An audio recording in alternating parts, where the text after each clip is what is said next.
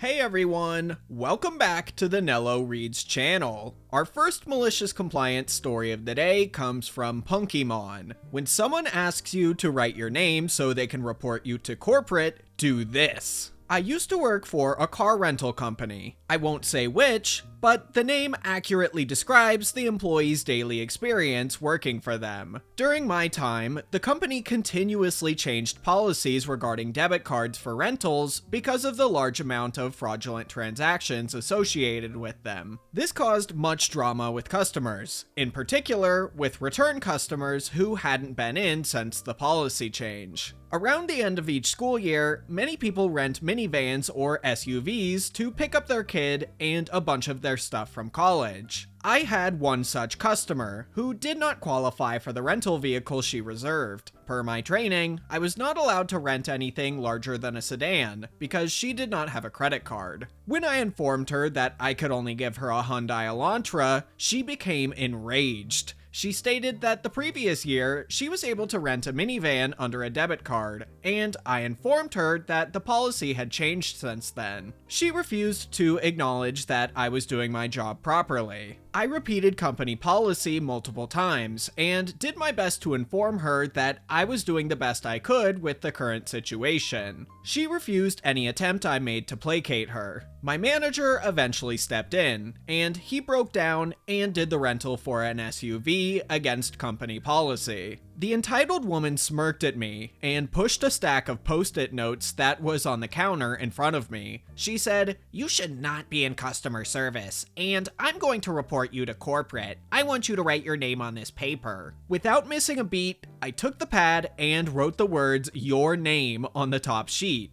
ripped it off, and handed it to her. Apparently, she didn't notice until she was in the parking lot with my manager and her husband to inspect the vehicle. When my manager came back in the office, he said, "Her husband, who stood silently behind his raging wife throughout the whole interaction, wants me to write you up because you didn't give them your real name." Then he started laughing and said, "But I'm not going to do crap because you followed the company policy and did exactly what that B word asked you to do." She gave us a horrible survey and it tanked our bonus for that quarter, but it was totally worth it to put that rude woman in her place.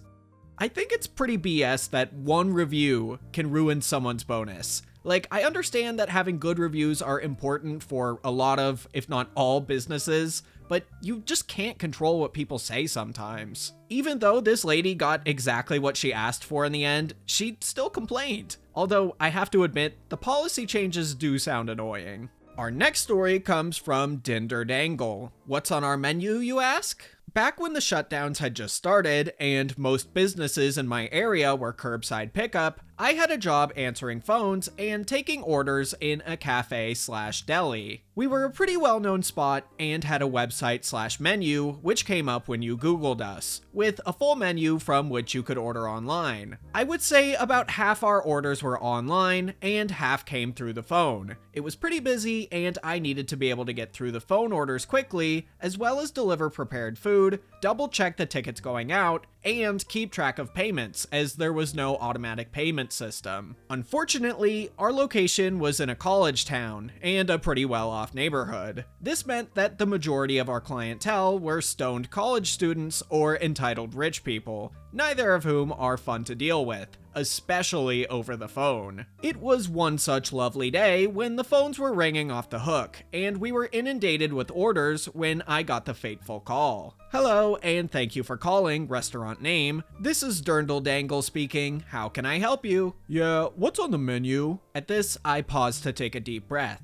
Our entire menu is online at nameofrestaurant.com. It might be easier to check there. "Can you just tell me what your menu is?" The voice on the other end snapped. "Well, sir, we are mainly a sandwich deli and cafe, so we have coffee, soup, and salads." "Yeah, but what do you have on your menu?" The man cut me off again. Okay, he asked for it. I gritted my teeth, turned to our menu board and started reading as slowly as possible, beginning with the cafe section. We have drip coffee and espresso and mochas and lattes, and at this point, the man on the line interrupted me again. "Do you just have a menu online?" he demanded. "Yes, sir. As I said before, it can be found at nameofrestaurant.com. "Great," he said and hung up. I was honestly surprised it took him that long. I probably took over 3 minutes just to list those items. You waste my time being obnoxious, and I'll waste yours. And I assure you, I'm better at it.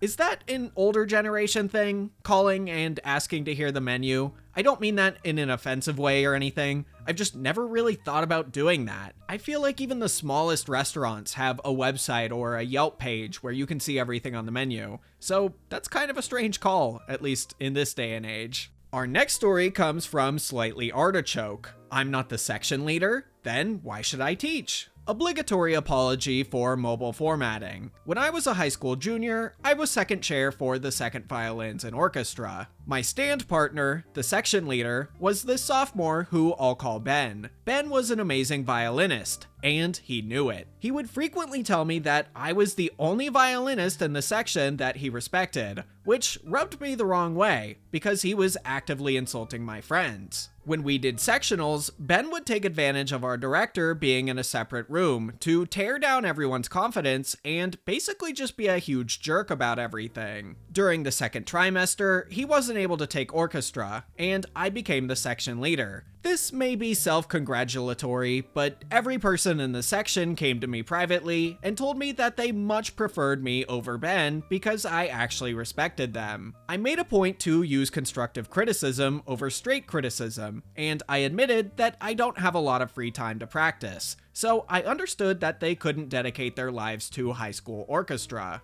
Third trimester, Ben came back. I was once again second chair, and he was first. He would make the weirdest comments like, "Hey girl, you miss me?" To which I would just roll my eyes and keep practicing. Despite these comments, he seemed to have mellowed out. Unfortunately, he didn't.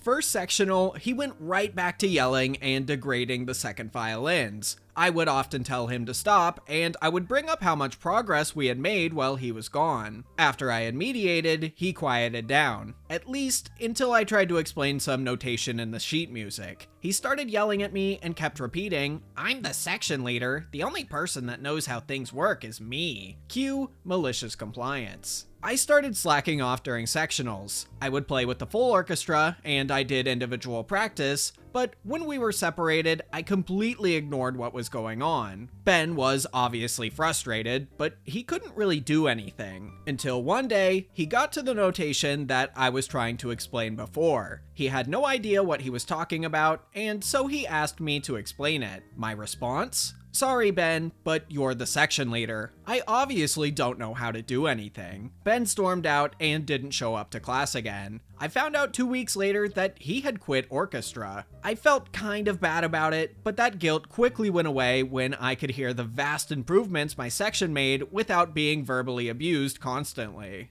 Ben sounds like he was only really in orchestra to have that power over other people, you know? Maybe it wasn't why he originally joined, but it was probably why he stayed. Hopefully this ordeal knocked him down a peg and taught him some humility. Our next story of the day is from Ancient Educator 76. "Having a second job won't cut it with me. You better fix that pronto." You got it, dude. This pains me to write. I keep going back and forth as to which of my sentences I should start with. The former, or this next one. Tears are rolling down this old teacher's face. A rarity. I've had a fairly rough teaching career. In my 16 years of contracted service, I've spent 5 of those in the school I've been at this year. This is a record possible in part due to my eventual kick-assedness at teaching algebra, part from learning when to shut up, always, part learning that the students, and my care, are all that matters, but mostly due to my great rapport relationship with my principal. He gets my quirkiness, knows I'm a great teacher so he doesn't need to tell me what he has to others, for the most part, and he's as hands-off as an amazing principal can be. I finally hit my groove in education when my principal, we'll call him Dr. J, got his doctorate and now is moving onward and upward. Crap. I'm not sure if this is just a school thing, but he's doing his farewell tour while introducing us all to the new principal. We'll call him Not the Mama. Anyone from the 90s who has also suffered from the new boss blues knows my pain, and gets this reference. During the tour, Dr. J tells Not the Mama about me, how I'm the hardest, smartest worker and teacher, how I have a great relationship with my students, and how they stop by the school to see me years after. He also mentions in this live recommendation that I have a second job working fast food. Not the Mama instantly winces at this, right about the same time as everyone's least favorite teacher, Miss Why Aren't You Paying Attention to My Ironic T-shirt, pops out of a sky filled with irregular sized suspenders and stories about someone's relatives that amazingly have no relevance to any person living or dead. I'm pretty sure she said something to distract Dr. J long enough to give Not the Mama the opportunity to turn back to me. He manages to quickly mutter under his breath what confirmed every fear I had about the new boss. Having a second job won't cut it with me, so you better fix that pronto.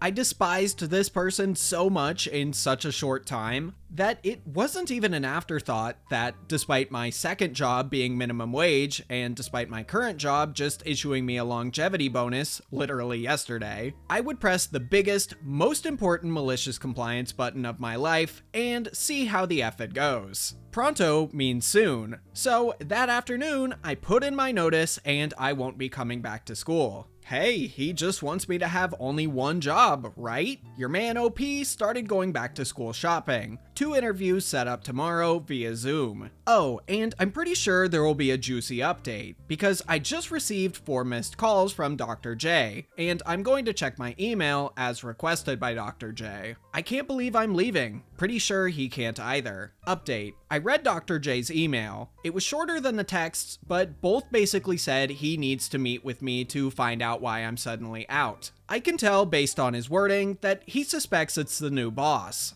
I didn't give any reason for making the decision, and he begged me not to send anything officially to the district until we talked. As we're texting back and forth right now, he asked how I felt about Desert Valley, the district he's going to be director of pancakes or whatever at. Nothing ironclad, but 3 schools need an academic advisor for math and Desert Valley. He says I'm a shoo-in. Pay scale looks promisingly better too. Update 2. Interviewing with 2 of the 3 schools for a job that pays me what I'm worth. Fingers crossed, my current/old school is begging for me back. Not the Mama actually won't be principal next year. Evidently, I'm not the only one he rubbed the wrong way. Still moving forward with interviews. Just now, I'm in a crevice of doubt. Update 3. One of the schools sent me an offer. It's $12,000 more per year than my current, plus many bonuses tied to school performance that could extend to a cool $20,000. Excited to be moving on, and I'll probably still do Wendy's until I get a few new checks in the bank.